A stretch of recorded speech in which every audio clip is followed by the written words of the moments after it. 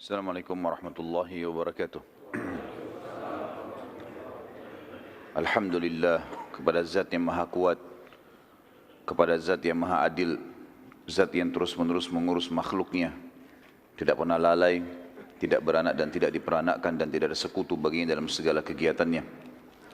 Dan juga kita panjatkan salawat dan taslim kepada manusia yang telah diperintahkan oleh Sang Pencipta Allah untuk mengucapkan salam hormat kepadanya, dan selalu kita merindukan manusia terbaik ini, maka sangat wajar kalau kita selalu mengucapkan salawat dan taslim kepada Nabi besar Muhammad sallallahu alaihi wasallam. Beberapa pertemuan kita ke depan insyaallah setiap Ahad pagi kita akan membedah buku judulnya Amalan yang Mendatangkan Rahmat Allah. Kurang lebih di buku ini ada disebutkan 30 amalan-amalan yang akan membawa rahmat Allah subhanahu wa ta'ala. Teman-teman sekalian, makna rahmat adalah karunia. Dan kalau karunia kita rincikan dalam bahasa Indonesia biasanya digunakan untuk sebuah fasilitas atau nikmat yang kita temukan dan didapatkan dari Allah yang melampaui kapasitas manusia umumnya. Seperti misalnya kalau orang diberikan makan atau minum atau pakaian, masih dikatakan dia diberi. Tidak dikatakan karunia. Tetapi kalau dia diberi anak, ya dia mendapatkan anak atau sesuatu yang melampaui dari kemampuan dia sebagai manusia, karena sehebat apapun manusia berusaha untuk mendapatkan anak misalnya, ikhtiar dia sana sini belum tentu dia mendapatkannya. Jadi dikatakan karunia.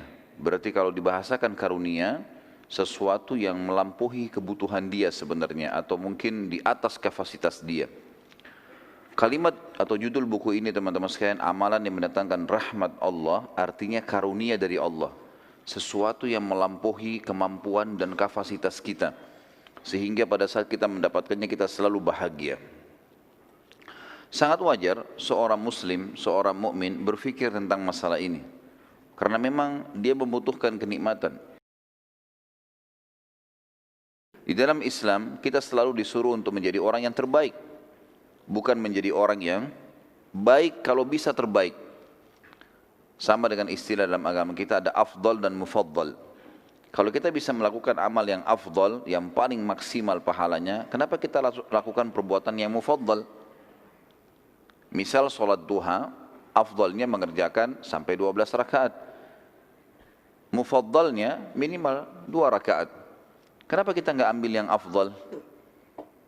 Misal masuk ke masjid, datang ke masjid lebih cepat sehingga tidak kehilangan sholat qobliyah, misalnya doa di antara azan dan iqamah. Kemudian fadilah juga sholat tahiyat masjidnya, itu afdalnya. Kenapa kita cari mufaddalnya? Misal cuma datang pas iqamah sehingga luput dari dia banyak fadilah. Luput di antara azan dan iqamah doa, luput sholat qobliyah. Untuk apa ini? Gitu kan? Dia pilih yang mufaddal.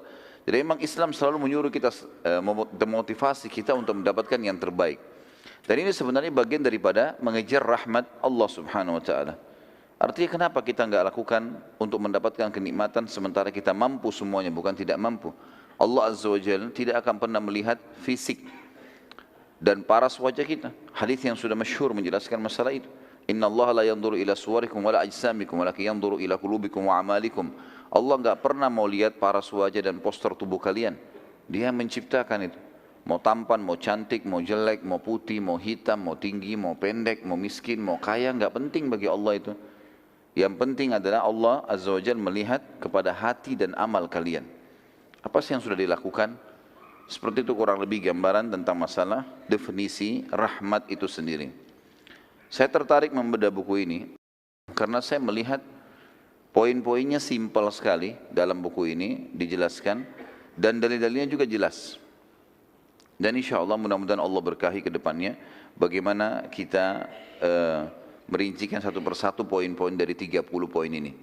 Tentu tidak selesai hari ini, saya sudah bilang tadi kemungkinan kita akan lanjutkan beberapa kali pertemuan.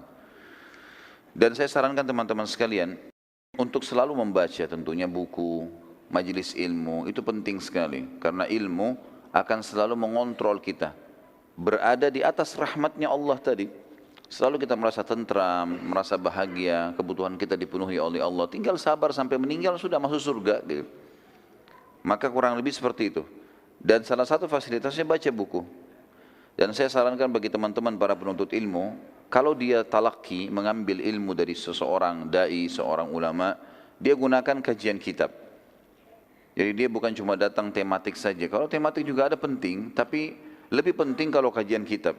Dan kalau dia membaca buku sendiri, maka jangan dia baca kecuali buku-buku kecil saja. Buku-buku kecil yang sudah sering seperti ini yang kita bagi-bagikan. Buku yang judulnya simple, dia membahas salah satu substansial agama kita.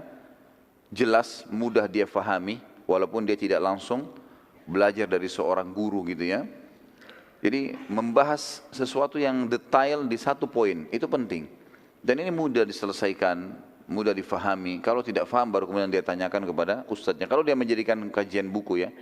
Karena banyak orang rajin membaca buku, dia langsung tiba-tiba beli buku-buku yang tebal, buku-buku induk, kemudian itu dipakai jadi bacaan harian.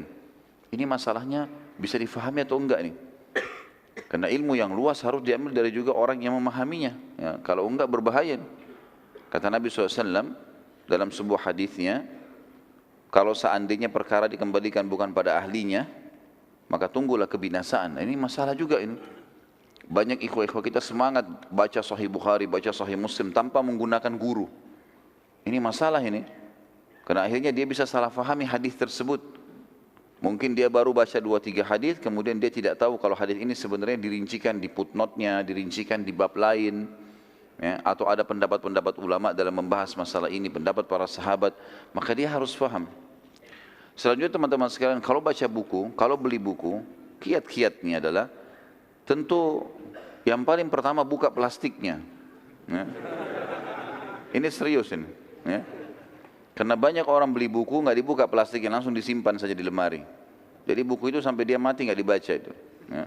Nggak berguna ini. Kemudian yang kedua baca daftar isi. Jangan langsung baca ke dalam. Lihat daftar isi, karena daftar isi adalah kesimpulan dari bahasan. Ada apa sih di situ? Jadi hal yang simple, 1-2 lembar atau bahkan 1,5 lembar, 1-2 lembar maksimal biasanya. Kalau buku besar mungkin baru sampai 4-5 lembar. Daftar isi itu meringkas, ada apa di dalam sana. Kita jadi tahu, oh ini buku satu lengkap ini semua isinya ini loh. Lihat daftar isi yang paling menggelitik, tanda kutip buat kita. Apa sih yang paling menarik nih? Oh poin ini paling menarik. Tandain, buka. 5 menit saja teman-teman sekalian. Kalau misalnya buru-buru sekali habis beli buku, baca 5 menit saja. Baca salah satu sub judul di situ yang menarik buat kita. Kemudian mulailah kita baca 5 menit. Habis itu tandain. Insya Allah dengan baca 5 menit, 1-2 lembar dari buku itu, kalau kita buru-buru sekali, kalau ada waktu alhamdulillah bisa dibaca. Tapi kalau buru-buru sekali baru kita letakkan di rak. Ini salah satu kiat yang saya lihat dan coba saya praktekin, membuat akhirnya kita penasaran ingin tahu isi buku itu apa. Jadi bukan cuma sekedar judul tapi memang daftar isinya. Seperti misalnya buku ini sangat menarik kalau kita baca daftar isinya. Langsung saja disimpulkan oleh beliau, dikatakan misalnya daftar isi itu kalau pendahuluannya isinya orang-orang yang mendapat rahmat Allah atau al-marhumun berdasarkan firman Allah, orang-orang yang mendapatkan rahmat Allah atau al-marhumun sesuai dengan sunnah Nabi SAW. Kemudian beliau rincikan masalah itu. Kalau poin pertama, orang-orang yang mendapatkan rahmat Allah sesuai dengan firman Allah, disebutkanlah ada 14 poin. Iman kepada Allah, mentaati Allah dan Rasulnya, mengikuti Al-Quran dan mengamalkan, mendengarkan Al-Quran, diam dan merenungkannya, memohon ampunan, taubat, takwa, bersabar ketika mendapatkan musibah. Kemudian salah satu bahasan beliau adalah sabar terhadap penyakit taun atau kolera. Kemudian jihad dan hijrah.